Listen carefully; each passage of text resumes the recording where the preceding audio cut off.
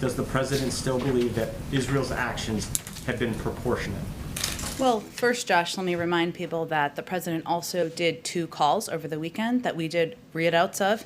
And in those calls, he stressed the need for Hamas to cease firing rockets into Israel and affirmed, again, Israel's right to defend itself against terrorist attacks. As I would note from the reports, there have been more than 3,000 rockets that have been shot from Hamas into Israel over the last several days. He also expressed his concern that this current period of conflict has tragically claimed the lives of Israeli and Palestinian civilians, including children, and he raised concerns about the safety of journalists, including those who had to leave the building where the Associated Press was based, and reinforced the need to ensure their protection. So how we are looking at this from our standpoint is that our focus, our goal, every single action we take, every statement we make is with the objective of reducing the violence and bringing an end to the conflict on the ground. There are times in diplomacy where we'll need to keep those conversations quieter, where we won't read out every component of it.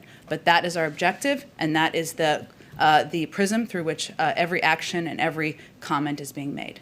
Speaking of domestic politics, you have a letter from a majority of the Senate Democrats calling for the White House to demand a ceasefire. You also have Democrats in the party, Alexandria Ocasio-Cortez, calling Israel an apartheid state. Senator Bernie Sanders is saying that potentially this should lead the U.S. to reevaluate foreign assistance. What's the White House's message to those in the president's party on this?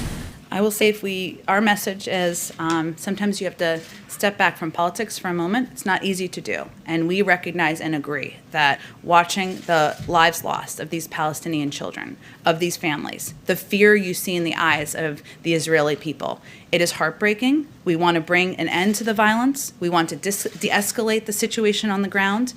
The role we feel we can do that through, the most effective way we feel we can do that is through quiet and intensive diplomacy.